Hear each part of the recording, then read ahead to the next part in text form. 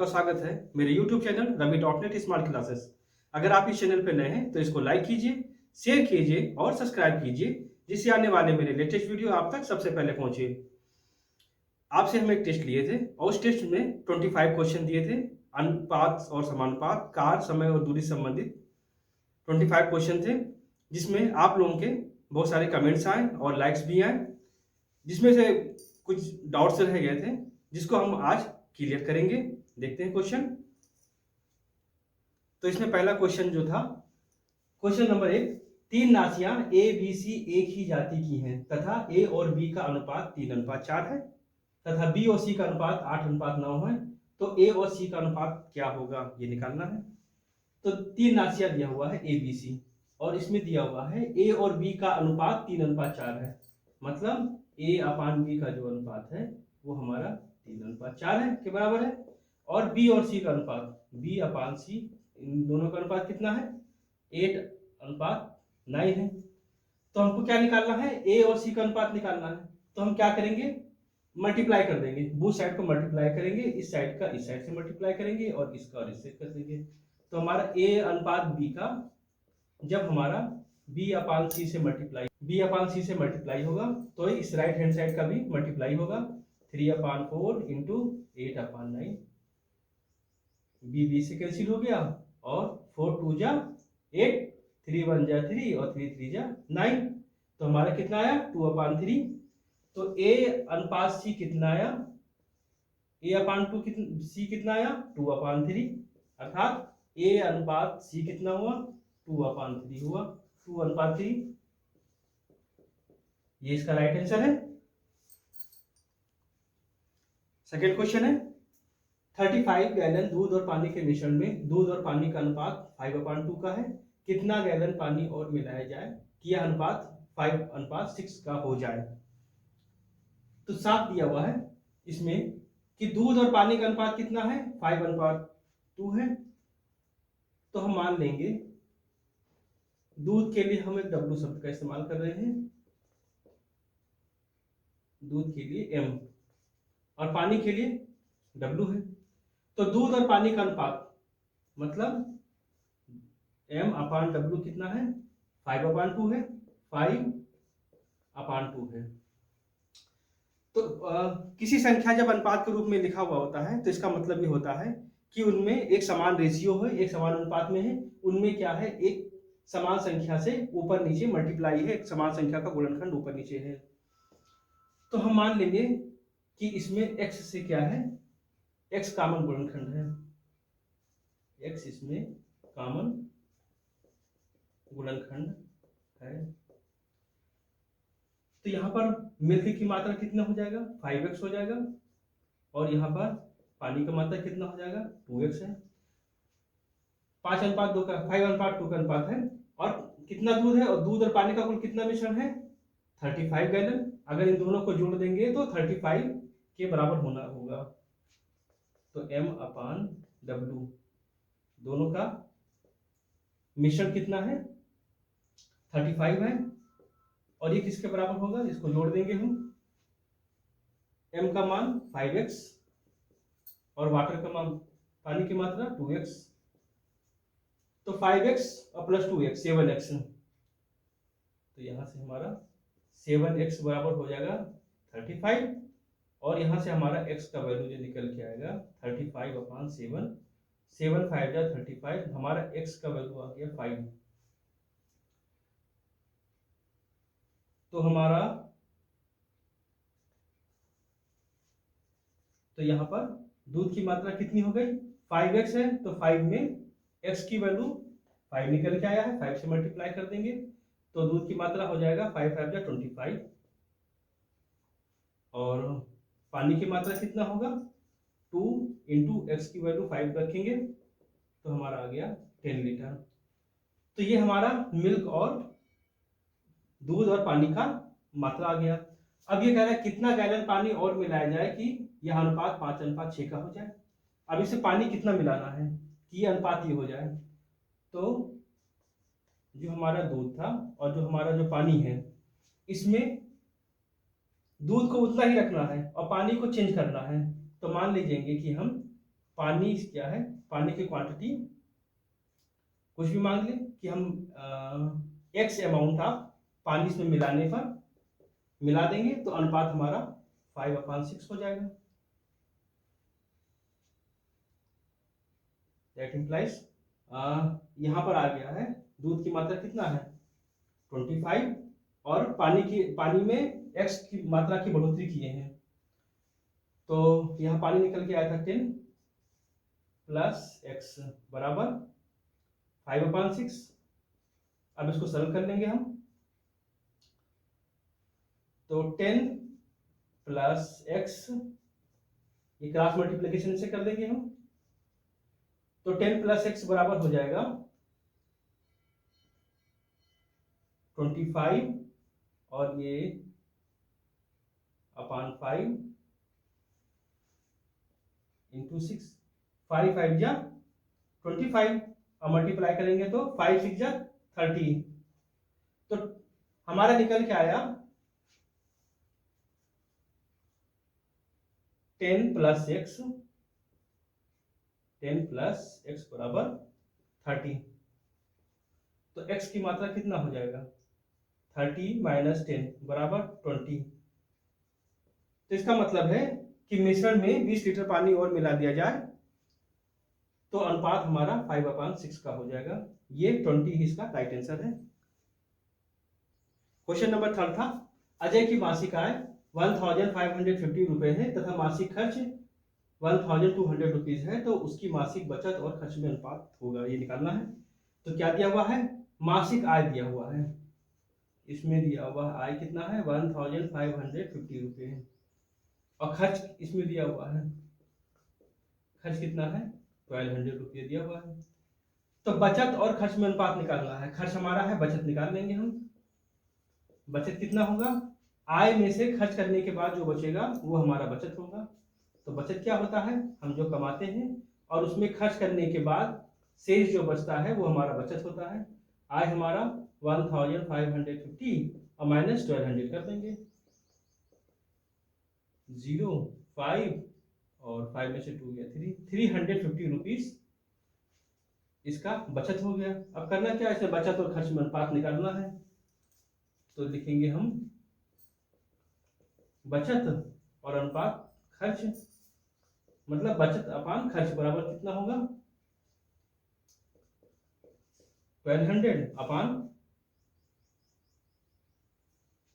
ये बचत कितना निकल के आया 350 और खर्च क्या है 1200,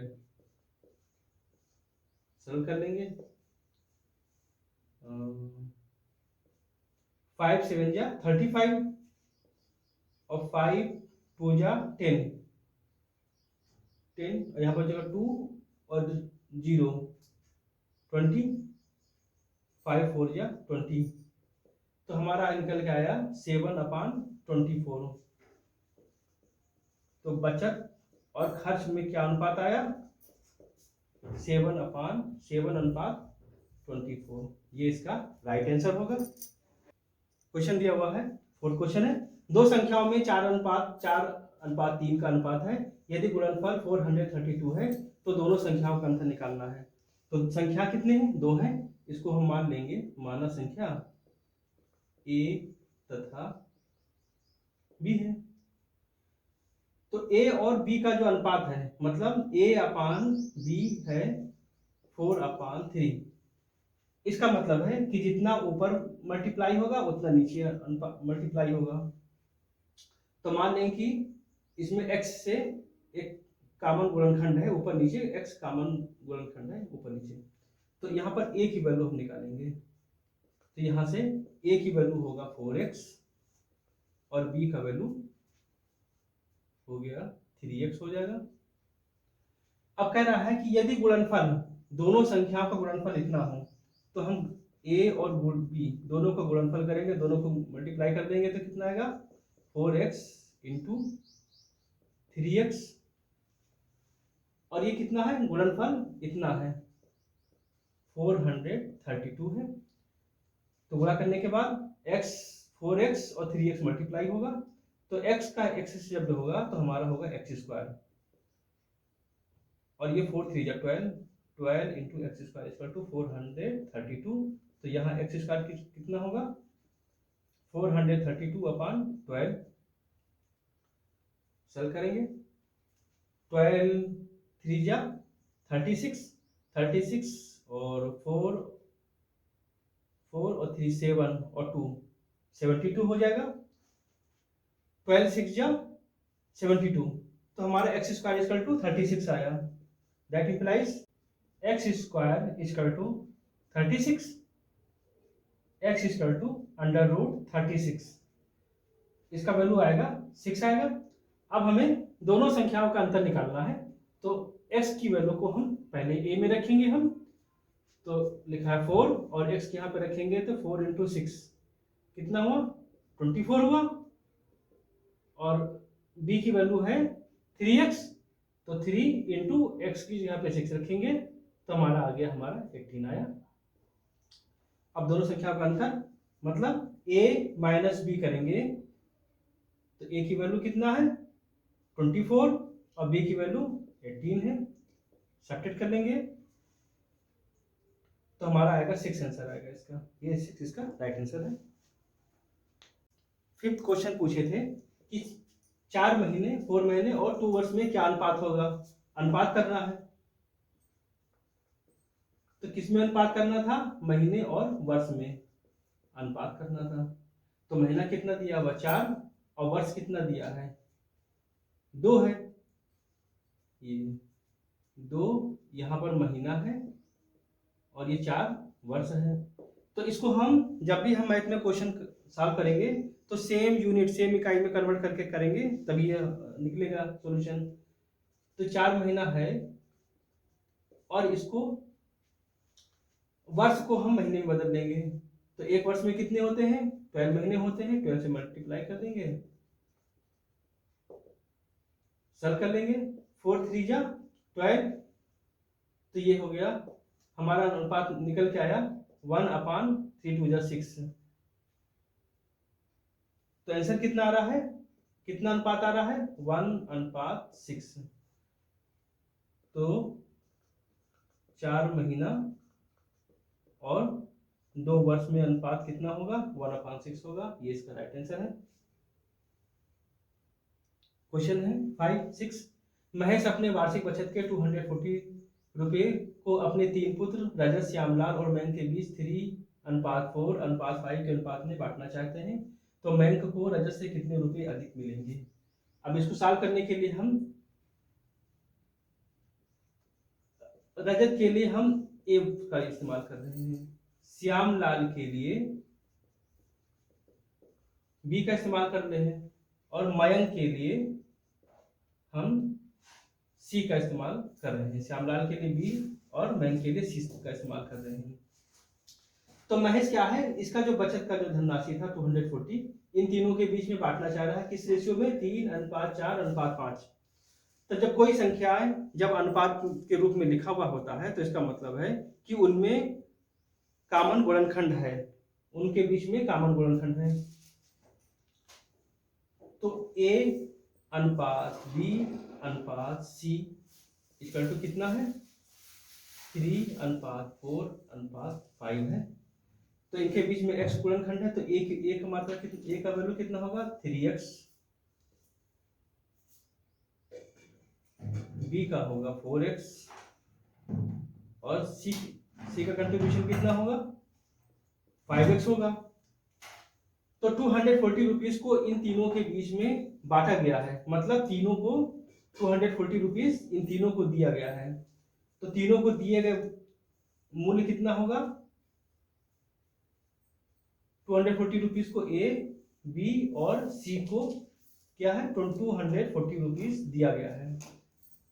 तो ए की वैल्यू निकाल लेंगे हम 3x और बी का वैल्यू 4x और सी का वैल्यू 5x बराबर 240 रुपीज होगा। ऐड कर लेंगे हम 5 4 9 और 9 3 12 हो जाएगा।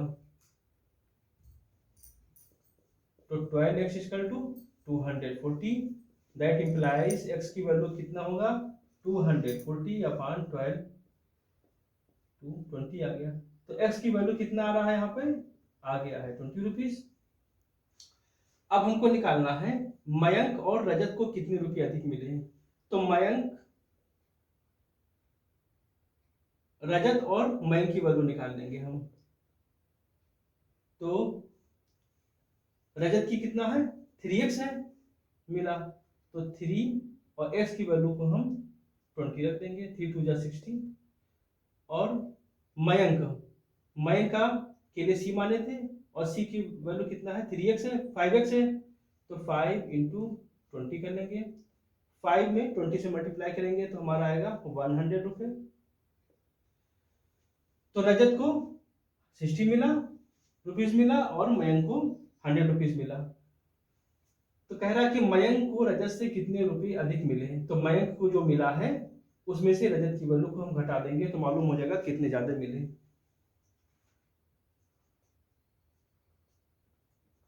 मयंक को मिले रुपये में से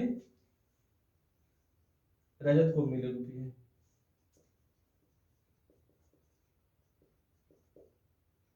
घटाएंगे हम तो 100 है और इसको कितना मिला 60, तो हमारा कितना आया 40 रुपीज आया। तो मयंक को रजत से कितने रुपये अधिक मिला, 40 रुपीज ज्यादा मिला। ये इसका राइट आंसर है। क्वेश्चन 7 है, दो संख्याओं का अनुपात 8:5 है। संख्या मान लीजिए a है और दूसरा b है। इन दोनों का अनुपात कितना है, 8:5। इनके बीच एक कॉमन गुणनखंड होगा, तो इसका a की वैल्यू हमारा होगा 8x और b की वैल्यू हो जाएगा 5x हो जाएगा। इन दोनों का अंतर 21 है, तो a minus b equal to क्या है, दोनों का अंतर 21 है, equal to 8x minus 5x। 8x में से 5x जाएगा तो हमारा होगा 3x बराबर 21। तो x की वैल्यू कितना निकल के आएगा, 21/3, 3 7 जा 21। तो x की वैल्यू हमारा निकल के आया 7। तो बड़ी संख्या निकालना है, तो बड़ी संख्या निकालने के लिए होता है जिसका पहला नंबर बड़ा होता है वो हमारी बड़ी संख्या होगा। तो बड़ी संख्या कौन सा होगा, a होगा। इसकी वैल्यू निकालना क्या याद करना होगा, 8 इंटू एक्स की वैल्यू रख देंगे 7, हमारा आएगा 56। तो सबसे बड़ी संख्या क्या है, बड़ी संख्या हमारा कितना है 56 है, राइट आंसर है। क्वेश्चन 8 है, 64 और 20,025 के बीच मध्य समानुपाती संख्या क्या होगा, ये निकालना है। तो मध्य समानुपाती क्या होगा, इसका मतलब हुआ 64 और इनके मान लीजिए कि मध्य संख्या x है, मध्य संख्या x है, तो 64 अनुपात x, ये x अनुपात 20,025 मतलब 64/x बराबर x अपान 20,025। क्रॉस मल्टीप्लिकेशन करेंगे, x का x से होगा तो हमारा हो जाएगा x स्क्वायर। तो x स्क्वायर इक्वल टू कितना होगा, 64 इंटू 20,025। x की वैल्यू हो जाएगा √64 इंटू 20,025। तो 64 का वर्गमूल जब निकालेंगे तो हमारा आएगा 8, 8 जा 64, 8 हो गया, और ये हमारा अंडर रूट में ये बचा 20,025। अब इसकी वैल्यू निकाल लेंगे, इसका वर्गमूल निकाल लेंगे। अगर आप वर्गमूल नहीं निकालना जानते हैं तो आपका ये डॉट्स क्लियर हो जाएगा। वर्गमूल कैसे निकालेंगे हम, 20,025 है, इसका वर्गमूल निकालने के लिए क्या करेंगे, कैसे लेके खींच देंगे हम, पेयर बना लेंगे। ये 2 का पेयर बनता है और ये हमारा सिंगल बचेगा। अब टेबल पढ़ेंगे, अगर 2 बार पढ़ेंगे तो 4 हो जाएगा, 1 1 जा 1, और इसमें 1 को हम जितनी बार टेबल पढ़े उतना हम 1 ऐड कर देंगे, 1 1 2 हो गया। सब्ट्रैक्ट करेंगे तो हमारा बचेगा 1 और डबल पेयर में नंबर उतरेगा। अब यहाँ पे कुछ भी लिखेंगे उतने बार टेबल पढ़ना होगा। अगर हम यहाँ 4 लिखेंगे तो 24 4 जा 96, और यहाँ पर 4 लिखा जाएगा, कितने बार टेबल पढ़ेंगे तो ये घटेगा तो हमारा बच गया 4 बचेगा और पेयर में उतर जाएगा नंबर। अब इसको ऐड कर देंगे, यहाँ पर ये ऐड होते चला जाएगा, 24 में 4 ऐड होगा तो हमारा होगा 28, अब यहाँ पे कुछ भी लिखेंगे उतने बार टेबल पढ़ना पड़ेगा। अगर हम 1 लिखेंगे तो 281 है, अगर 2 बार पढ़ेंगे तो इससे ज़्यादा हो जाएगा, तो हम 1 बार ही ले जाएंगे। 1 बार ले जाएंगे, 1 नीचे लिखेंगे और 1 यहाँ पे लिखेंगे, तो हमारा आ गया 281। अब इसमें ऐड कर देंगे हम, इस 1 को ऐड कर देंगे, 112 और ये हमारा ये हो गया। सब्ट्रैक्ट करेंगे इधर, 5 में से 1 गया 4 और यहाँ पे 2 में से कैरी आएगा 12, 12 में से 8 गया 4 और यहाँ पे कैरी गया था 3 बचा था, 3 में से 2 गया 1, 144 है, ये हो गया। अब यहाँ पर कुछ भी लिखेंगे, ये 3000 होगा 144 है। अब आगे ले आने के लिए दशमलव लिखेंगे 00 और फिर 00 लिख देंगे हम, यहाँ दशमलव हटाएंगे, दशमलव यहाँ लाएंगे और ये 2 पेयर का यहाँ पे उतार देंगे हम। अब यहाँ पर हम देखेंगे कि यहाँ पे कुछ भी लिखेंगे तो ये 4 डिजिट का होगा और ये 5 डिजिट का है, 3 to 5 है। तो कितनी बार टेबल पढ़ना है, इसको सिंपली समझने के लिए क्या करेंगे हम, यहाँ पे मान लीजिए अगर 1 लिखेंगे तो हमारा इतना हो जाएगा, इतना टेबल पढ़ना मुश्किल है, तो क्या करेंगे हम 3 डिजिट यहाँ पे साइलेंट करेंगे और 3 डिजिट यहाँ पे साइलेंट करेंगे, तो हमारा यहाँ 2 दिख रहा है, यहाँ 14 दिख रहा है। तो टेबल कितनी बार पढ़ेंगे हम, अगर हम 14 है, अगर इसका टेबल 6 बार पढ़ेंगे तो 2 6 12, लेकिन ये 3000 के लगभग है, ये वैल्यू कितना है 3000 और ये क्या है 3 के लगभग है, ये 3 के लगभग है और ये 14 है, तो 3 4 12 और 3 5 15, इसको हम ये 2 है 14, इसको हम 5 बार लेके देखते हैं कि क्या आ रहा है। यहाँ 5 यहाँ लिखेंगे और 5 यहाँ लिखेंगे और मल्टीप्लाई करके देखते हैं, 5 5 जा 25 के 5 कैरी बचा 2, 5 2 जा 10 और 10 और 2 12 के 2 कैरी बचा 1, 8 5 जा 14 40 और 40 और 1 41 कैरी बचा 1, 5 2 जा 10 और 10 और 4 14, तो हमारा आया 14,125 और ये क्या होगा इससे कम है, ये इतनी बार ही जाएगा, तो हमारा ये 5 बार गया। सब्ट्रैक्ट करेंगे, 10 में से 5 गया 5, यहाँ बचा 9, कैरी इधर आया इधर आया, तो 10 में से 5 गया 5, 9 में से 2 गया 7 और यहाँ कैरी गया था, यहाँ बचा 3, 3 में से 1 गया 275 ये गया। इसको ऐड करेंगे, 5 5 10 के 0 कैरी बचा 1, इसमें ऐड हो जाएगा कैरी 2 1 3 और ये कुछ भी यहाँ पे लिखेंगे, अगर 1 बार लिखेंगे तो ये 5 डिजिट का हो जाएगा। और हम अगर यहाँ पे मान लीजिए कि एक डबल पेयर यहाँ पे होता तो डबल पेयर यहाँ उतार लेते हैं,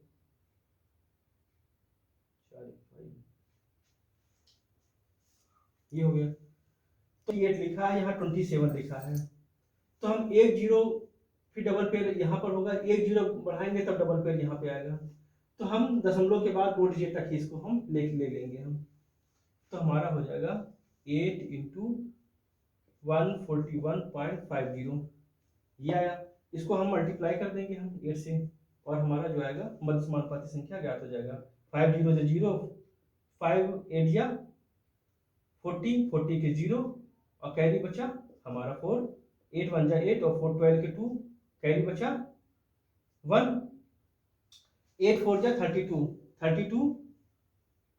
32 और 1 33 के 3 हमारा कैरी बचा 3, 8 1 जा 8 और 3 11, तो ये हमारा मध्य समानुपाती संख्या ये आएगा, ये इसका राइट आंसर है।